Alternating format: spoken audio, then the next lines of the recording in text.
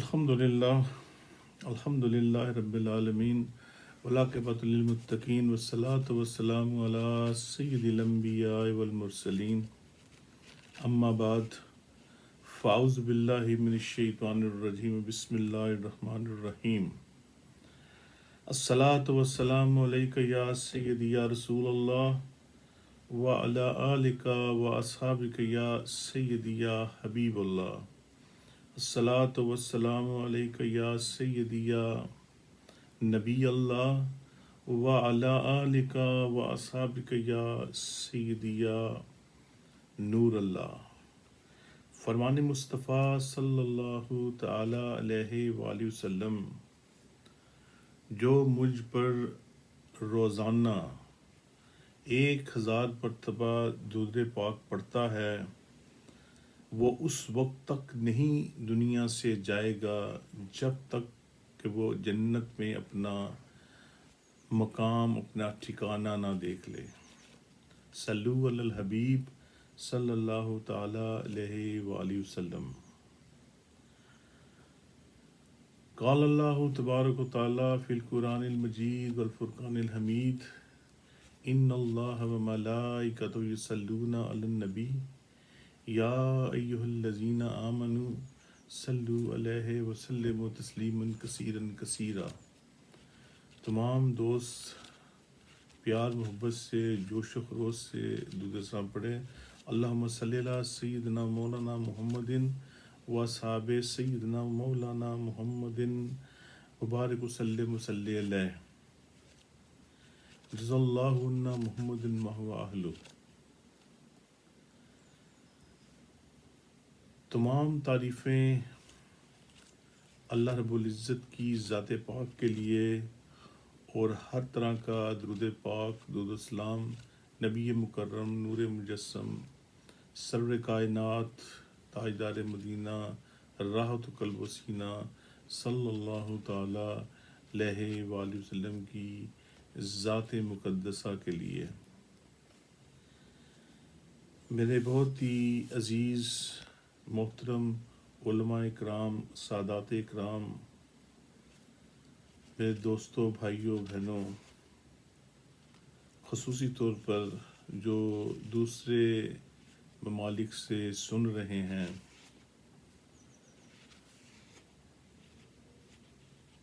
اللہ رب العزت آپ کا یہ سب کچھ سننا قبول منظور فرمائے، اور اس حاضری کو، اس نورانی محفل میں سب کا آنا قبول منظور فرمائے۔ جیسا کہ ہماری یہ نورانی محفل ہر ہفتے اتوار کو انٹرنیشنل لیول کے حساب سے ہوتی ہے، اور اس میں مختلف نعت خواں اور علماء اکرام تشریف لاتے ہیں۔ آج بھی ہم بہت محبت سے، تہ دل سے جناب قاسم شاہ صاحب کا خیر مقدم کرتے ہیں۔ وہ اپنی مصروفیت نکال کر اس محفل میں تشریف لائے، اور خصوصی طور پر ڈاکٹر محمد نصر اللہ صاحب دامت برکاتہم عالیہ کا بھی، کہ وہ بھی اپنی مصروفیت نکال کر اس محفل میں تشریف لائے، اور وہ ماشاءاللہ اس ملک میں بہت اچھے طریقے سے اپنے فرائض سر انجام بھی دے رہے ہیں، اسلام کی تبلیغ بھی کر رہے ہیں، اور خصوصی طور پر بچیوں کا ان کا ایک اسکول ہے، اس میں ان کو دینی تعلیم کے ساتھ ساتھ دنیاوی تعلیم بھی دے رہے ہیں، اور ماشاءاللہ بہت بچے اچھے گڈ گریڈ سے وہاں سے پاس بھی ہوئے ہیں، اور اچھے مقامات پر اور اچھی پوسٹوں پہ اس وقت تعینات بھی ہیں۔ اللہ رب العزت ان کے رزق، روزی، عمل، علم میں برکت عطا فرمائے۔ اللہ رب العزت نے مجھے یہ توفیق بخشی کہ میں آپ کے سامنے کچھ بیان کر سکوں۔ اللہ رب العزت قرآن پاک میں ارشاد فرماتا ہے، الا ان اولیاء اللہ لا خوف علیہم ولا هم یحزنون۔ صدق اللہ العظیم و صدق رسولہ النبی الکریم۔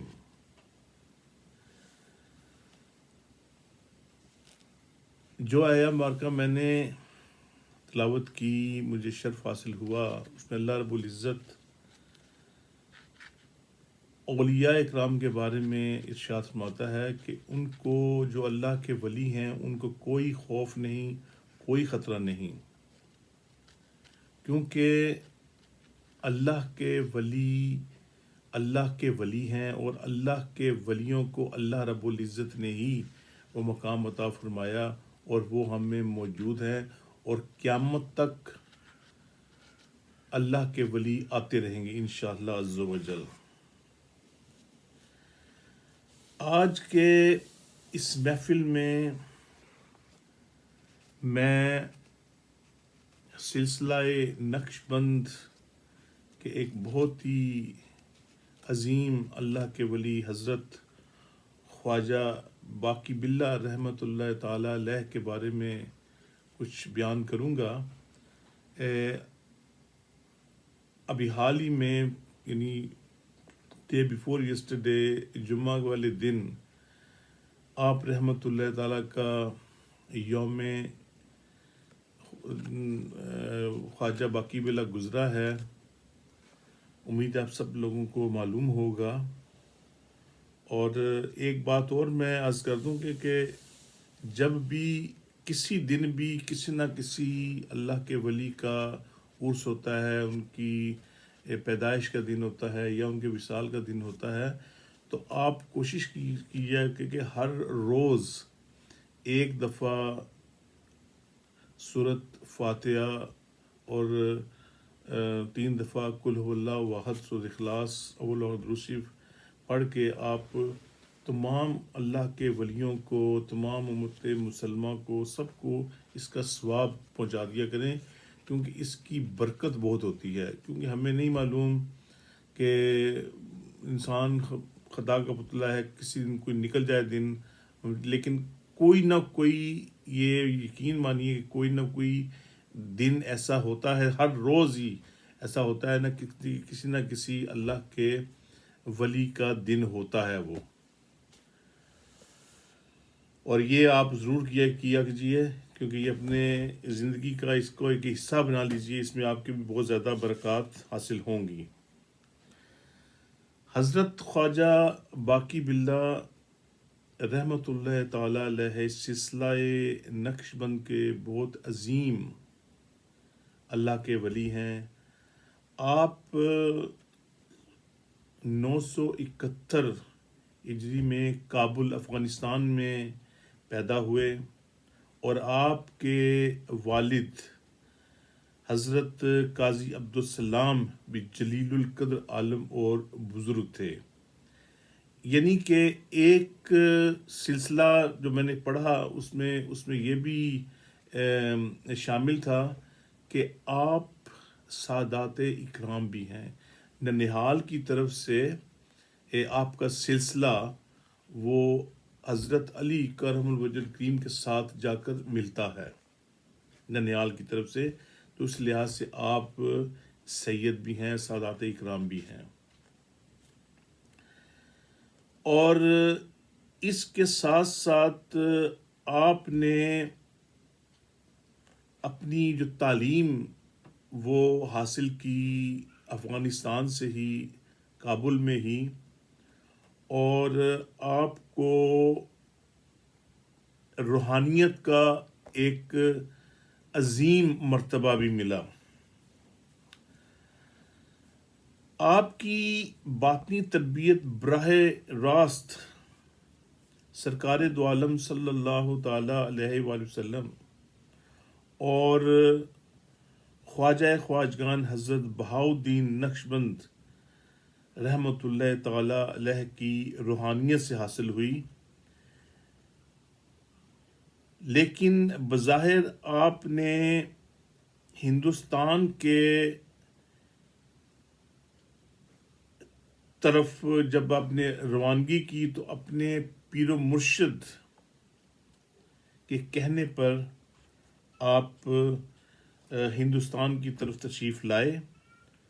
اور آپ نے اپنے زندگی کے آخری ایام تک ہندوستان میں ہی رہے اور وہاں پر ہی آپ کا وصال ہوا، اور آج بھی دہلی میں آپ کا مزار مبارک ہر خاص و عام کے لیے موجود ہے، اور الحمدللہ وہاں پر بڑی کثرت سے کثیر تعداد میں لوگ جاتے ہیں۔ ویسے تو آپ کے بہت زیادہ واقعات مشہور ہیں، جو ابھی میں واقعہ حضرت خواجہ باقی باللہ رحمۃ اللہ تعالی علیہ کا میں بیان کروں گا، وہ بھی آپ لوگوں کو معلوم ہی ہوگا، کیونکہ بعض لوگ یہ اکثر کہتے رہتے ہیں کہ جی کہ آپ خصوصی طور پر اہل سنت الجماعت جب ہم کوئی بیان کرتے ہیں، تو میں نے کافی لوگوں سے یہ سنا بھی ہے کہ جی آپ تو وہی چیزیں بتاتے رہتے ہیں جو پہلے ہوئیں۔ تو میں نے ان سے عرض یہ کی، میں نے کہا بھائی میرے، ہم جب دنیاوی کتابیں پڑھتے ہیں تو ہم بھی تو وہی پڑھتے ہیں نا، جو پہلے کسی نے لکھی تو وہی آگے پڑھتے ہیں، تو وہ ہم دنیاوی لحاظ سے وہ ہمیں کوئی تکلیف نہیں دیتی، وہ پڑھتے ہیں ہم، اس سے ہم اپنی ڈگری حاصل کرتے ہیں، لیکن جب دین اسلام کی کوئی بات، نبی پاک صلی اللہ تعالی علیہ وسلم کی کوئی حدیث مبارک، اللہ کے ولیوں کے کوئی واقعات، عید المناد النبی کیسے ہوئی، کیوں منائی جاتی ہے، اس کے بارے میں جب ہم بیان کرتے ہیں تو پھر آپ لوگوں کے پیٹ میں تھوڑی درد شروع ہو جاتی ہے کہ جی وہی باتیں، بھی باتیں تو وہی آ رہی ہیں، اس کی ایک وجہ ہے کہ کیوں بار بار ریپیٹ ہوتی ہیں، کہ کئی بھولے لوگ جو بھول نہ جائیں۔ کہ آپ نے لوگوں کو اکثر دیکھا ہوگا کہ مسجد میں آ کر بیٹھتے ہیں تو کہتے ہیں جی واہ جی واہ، ایمان تازہ ہو گیا، مفتی صاحب نے، اس مولانا صاحب نے ایسی تقریر کی، کیا بات، دماغ تر و تازہ ہو گیا، ایمان تازہ ہو گیا۔ اب ان سے بندہ یہ پوچھے کہ بھائی ایمان کیسے تازہ ہو گیا، کچھ ہمیں بتائیے کہ وہ کیا انہوں نے کہا، وہ بس کچھ کہا تھا ذہن سے نکل گیا۔ وہ اس طرح کے کئی ڈفرنٹ کیٹیگری کے لوگ جو ہوتے ہیں نا وہاں موجود ہوتے ہیں۔ تو یہی بات میں نے ان سے کہی کہ میں نے کہا بھائی یہ باتیں بتانے کی ہوتی ہیں تاکہ لوگوں کے ذہنوں میں، دلوں میں یہ بات رہے اور وہ آگے کسی کو سنا سکیں۔ جاری بات ہے، ہماری نیکسٹ جنریشن آ رہی ہے، ہم جب تک ان لوگوں کو بتائیں گے نہیں، ان لوگوں کو کیسے چیز کا علم ہوگا۔ بس یہی میرا تو موقف تھا، اور میں نے ان سے یہی کہا کہ بھئی یہ باتیں، یہ کتابیں قرآن پاک میں جو قصے واقعات لکھے ہوئے ہیں، اللہ رب العزت نے ایک قرآن مجید کی شکل میں ہمیں وہ نسخہ کیمیا دیا، اس کے ایک ایک لفظ، ایک ایک آیت کی ایک تعلیم ہے، اس کے اندر بہت سی چیزیں چھپی ہوئی ہیں۔ اگر ہم اس کو آرام سے ایک لفظ اہدنا الصراط المستقیم کی طرف بڑھ لیں اور اس کی تفسیر دیکھیں تو آپ کو ہزاروں کی تعداد میں صرف ایک ورڈز کی تفسیر ملے گی، اور ہر ایک نے، ہر ایک عالم دین نے اس کی تفسیر کی ہوئی ہے، مقصد سمجھانے کا ہی ہے۔ تو یہی بات ہے، تو برکیف اس کے ذہن میں کچھ پڑی آگے سے کہ ہاں یہ تو بات ہے۔ میں کہ بس بات یہی ہے کہ جب کسی کے ذہن میں یہ بات آ جائے، ذہن میں ڈال دی جائے تو وہ یاد رہتی ہے۔ اسی لیے یہ واقعات قرآن پاک میں بھی، جو ہمارے سے پہلے جو امتیں گزری ہیں ان کے واقعات بھی، لیکن یہ ہم پر اللہ رب العزت کا ایک خاص کرم ہے، ایک شکر ہے کہ اللہ رب العزت نے ہمارے سامنے پچھلی جو قومیں گزری ان کے اوپر جو سلسلہ ہوا وہ ہم کو معلوم ہے، لیکن اللہ رب العزت کا یہ ایک بڑا احسان ہے کہ ہمارے نبی مکرم نور مجسم صلی اللہ تعالی علیہ وسلم آخری نبی ہیں، اور اس کے بعد نہ کوئی کتاب آئے گی، نہ کوئی نبی آئے گا، تو لیکن ہمارے متعلق کسی اور کتاب میں یہ کچھ نہیں لکھا جائے گا کہ ہمارے ساتھ کیا ہوا۔ یہ اللہ رب العزت نے ایک پردہ ڈال دیا ہمارے اوپر، ہمارے لیے یہ ایک ہماری خوش بختی ہے کہ یہ سب کچھ کس لیے ہوا، کہ وہ سب کچھ ہمیں یہ سلسلہ ملا نبی پاک صلی اللہ تعالی علیہ وسلم سے۔ کہ ہم سے پہلے جو انبیاء گزرے ہیں، جو امتیں گزری ہیں، ان کے حالات ہم قرآن پاک میں پڑھ رہے ہیں، لیکن ہمارے کوئی حالات آگے نہیں پڑے گا. یہ خاص کرم ہے. لہذا ہم اپنے جو سلسلے کے اللہ کے ولی ہیں حضرت خواجہ باقی باللہ رحمۃ اللہ تعالیٰ کے بارے میں کچھ تھوڑا سا مختصر سا بیان کرتا ہوں. ایک مرتبہ کا واقعہ ہے کہ حضرت خواجہ باقی باللہ رحمۃ اللہ تعالیٰ کے ہاں چند مہمان آئے، ان کے کچھ گیسٹ آئے، تو وہ آپ کے گھر جب تشریف لائے تو اللہ کے ولی جب اللہ کے ولیوں کے پاس ان کے پاس کوئی خاص چیزیں نہیں ہوتی، کیونکہ وہ جب ان کے پاس کوئی چیزیں آتی ہیں تو وہ لوگوں میں تقسیم کر دیتے ہیں، اپنے پاس جمع کر کے نہیں رکھتے جیسے کہ آج کل ہم لوگ رکھتے ہیں کہ جی وہ پھر کام آ جائے گی. نہیں، وہ ان کو اللہ رب العزت پر پورا کامل یقین ہوتا ہے کہ جب اللہ رب العزت دیتا ہے تو پھر اس کو اپنے پاس نہ رکھو، اس کو لوگوں کی اصلاح کے لیے، لوگوں کی ضرورت کے لیے اس کو لوگوں میں تقسیم کر دو. اور یہی بات نبی پاک صلی اللہ تعالی وسلم نے ہمیں اسلامی تعلیمات میں بتائی. تو ان کے پاس بھی کوئی چیز نہیں تھی. جب ان کے گھر مہمان آئے تو آپ کو تھوڑی سی فکر ہوئی کہ اب میں مہمانوں کی ضیافت، ان کی خدمت، ان کی میں کیسے میں ان کی تواضع کروں. تو آپ نے اپنے خادم سے فرمایا کہ بھی کچھ ان کا کچھ انتظام کیجئے، کچھ کھانے کی چیزیں کو تلاش کیجئے. تو اتفاق سے آپ کے گھر کے پاس، آپ کے جہاں آپ رہائش پذیر تھے، اس کے پاس ایک نان بائی کی دکان تھی. نان بائی جو روٹیاں بنانے والا ہوتا ہے، تو وہ قریب تھی. اس نان بائی کو جب پتہ چلا کہ حضرت خواجہ باقی باللہ رحمۃ اللہ تعالی علیہ کے گھر میں کچھ مہمان آئے ہیں، تو انہوں نے اپنے طور پر فوراً ان کو بتائے بغیر کچھ سامان تیار کیا، کچھ کھانے کا سلسلہ کیا، کچھ روٹیاں بنائیں اور بہت سی چیزیں کچھ لے کے، تو اور بہت ہی بہترین مرغن نہاری تیار کی، اور وہ لے کے حضرت خواجہ باقی باللہ کی خدمت میں حاضر ہو گئے اور ان کی خدمت میں پیش کی. تو ایسے وقت میں نان بائی کی اس پیشکش پر آپ رحمۃ اللہ تعالی علیہ بہت خوش ہوئے اور اس سے فرمایا بخوا چمی گواہی، یعنی جو کچھ مانگنا ہے مانگ لے. کیونکہ وہ پشاور کے رہنے والے تھے، افغانستان کے، تو وہاں پہ فارسی بولی جاتی ہے، پشتو بھی بولی جاتی ہے. تو آپ نے اپنی مادری زبان میں ان سے پوچھا کہ بھی تمہیں جو چیز تمہیں چاہیے تو وہ مجھ سے مانگ لے. نان بھائی نے عرض کی، اب نان بھائی بھی اسی ایریے کا تھا. نان بھائی نے بھی عرض کی مرا مسل خود زائد، یعنی مجھ کو اپنی طرح بنا لیں. یعنی میں ویسے تو عام شکل و شکل کا بندہ ہوں، لیکن میری خواہش ہے کہ میں آپ جیسا بن جاؤں. تو حضرت خواجہ باقی باللہ رحمۃ اللہ تعالی علیہ نے فرمایا کہ تم اس حالت کو برداشت نہیں کر سکو گے،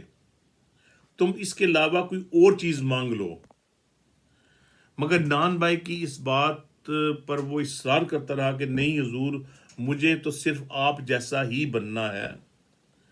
جب اس نے بہت زیادہ عاجزی کی تو آخر حضرت خواجہ باقی باللہ رحمۃ اللہ تعالی علیہ مجبور ہو کر اس کو اپنے ساتھ اپنے حجرے میں لے گئے اور اپنے جیسا ہونے کا اثر اس کے اوپر ڈالا. اور جب حجرے سے باہر تشریف لائے تو حضرت خواجہ باقی باللہ رحمۃ اللہ تعالی علیہ اور نان بھائی کی شکل و صورت بالکل ایک جیسی، یعنی رتی بھر بھی بال برابر بھی کوئی فرق نہیں تھا کہ آپ میں اور اس عدنان بھائی میں کوئی پہچان سکے، بالکل کچھ نہیں. صرف ایک چیز تھی کہ حضرت خواجہ باقی باللہ بالکل اطمینان سے تھے، بالکل ہوش میں تھے. لیکن نان بھائی جو کہ بالکل آپ کی شکل کا ہو گیا تھا، بالکل آپ کی شکل و صورت، آپ کا لباس ہر طرح کا اسے مل گیا تھا، لیکن اس میں تھوڑا سا یعنی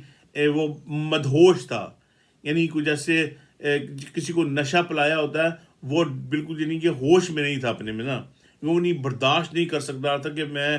کہ کیا کروں. لیکن باقی جو تھی نا شکل و صورت اس سے بالکل لگ رہا تھا کہ بالکل دونوں کہ کوئی فرق نہیں ہے.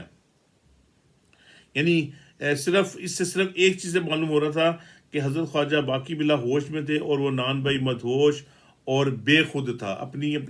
اپنے کنٹرول میں نہیں تھا. اور اس عجیب و غریب واقعہ جو نا پوری اس آبادی میں اور دور دور کے شہروں میں یہ بہت مشہور ہو گیا، اور لوگ دور دور سے اس کو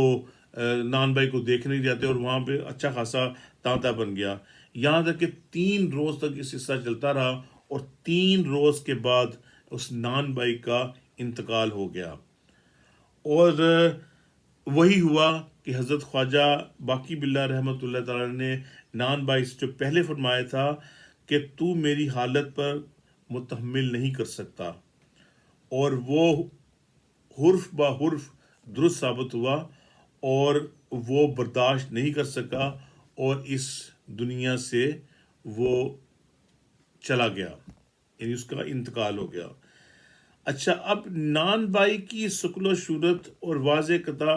اپنی طرح بنا کر حضرت خواجہ باقی باللہ رحمۃ اللہ تعالیٰ نے یہ بھی ثابت کر دیا کہ اللہ تعالیٰ نے مجھے تصرف کی زبردست قوت عطا فرمائی. یعنی ایک تصرف ہوتا ہے کہ یعنی کہ وہ ہر ایک انسان کے حصے میں نہیں آتا. یہ خاص چیز ہوتی ہے جو اللہ کے ولیوں میں ہوتی ہے، اور اس پر ان کا مکمل کنٹرول ہوتا ہے. یعنی کہ وہ جو چاہے کر سکتے ہیں. یہ قوت اللہ رب العزت اپنے ولیوں کو دیتا ہے. اور اس کے بعد کہ جب یہ سب کچھ ہو گیا تو آپ اتنے زیادہ مشہور ہو گئے کہ انڈیا میں ہی بہت جو امیر لوگ تھے، جو بہت سے دوسرے سلسلے کے جو لوگ تھے، وہ صرف آپ کے ساتھ آ کے ملاقات کی، اور آپ کی نسبت کے ساتھ جڑے رہے، اور آپ کا جو سلسلہ تھا نا وہ آپ کے ساتھ لگا رہا. تو اس لحاظ سے آپ نے اتنی توجہ، کیونکہ اس وقت کا جو دور تھا نا وہ یہ بابر کا دور تھا، مغلیہ دور کا. اور یعنی اس نے بھی بہت زیادہ خرابیاں کی تھی دین میں. اس نے اپنے محل میں بہت سے ہندو رسومات کو جنم دیا، اور توبہ نعوذ باللہ من ذالک کے اسلام کے بہت زیادہ اس کے بہت غلط کارروائی شروع کی. تو اس کے ساتھ جب آپ نے اس کو یہ چیز سمجھائی تو اس کے ساتھ کافی بہت زیادہ حد تک لوگوں میں یہ بڑا پڑا کہ آپ جو فرما رہے ہیں وہ بالکل درست بات ہے. اور جب بھی آپ کسی کو کوئی چیز سمجھاتے بتاتے تو وہ لوگ توجہ سے سنتے، اور ایسی چیز، کیونکہ وہ بات ایسی ہوتی کہ آپ اس کے اوپر پوری طرح حاوی ہو جاتے. یعنی کوئی ایسی کوئی مثال بھی، کوئی ایسا کوئی سلسلہ بتاتے کہ وہ کسی کی سمجھ میں پوری طرح آ جاتا. اور حضرت مجدد الدین الافسانی شیخ احمد سرہند رحمۃ اللہ تعالی علیہ کے پیر و مرشد ہیں. یعنی آپ کا سلسلہ دور دور تک پھیلا، اور الحمدللہ اب آپ کے سامنے ہی ہے کہ یہ سلسلہ جب ہم شہجہ شریف پڑھتے ہیں اس میں حضرت خواجہ باقی باللہ رحمۃ اللہ تعالیٰ کا نام آتا ہے. اور ان کے اس کے علاوہ بہت سے ایسے واقعات ہیں جو اگر ہم بیان کریں تو بہت دور تک بات چلی جاتی ہے. تو انشاءاللہ عز و جل وقتاً فوقتاً ہم اپنے جو مشائخ ہیں ان کا سلسلہ جو نقش بند سے جڑا ہوا ہے وہ ان کے عرس کے حساب سے جب بھی وہ قریب وقت آتا جائے گا تو ہم کسی نہ کسی کا انشاءاللہ عز و جل بیان کرتے رہیں گے. اللہ رب العزت ہمیں سن کر عمل کی توفیق عطا فرمائے. اگر میرے سنانے میں کوئی پڑھنے میں کوئی غلطی ہو گئی ہو یا میں نے کوئی چیز کسی کوئی غلط بیان کر دی ہو اللہ تعالیٰ مجھے معاف فرمائے اور میری سچی توبہ اپنی بارگاہ الہی میں قبول فرمائے. وآخر دعوانا ان الحمد للہ رب العالمین. ماشاء اللہ عز و جل. میں اللہ سبحانہ وتعالیٰ اللہ آپ کی حاضری قبول فرمائے انشاءاللہ عز و جل.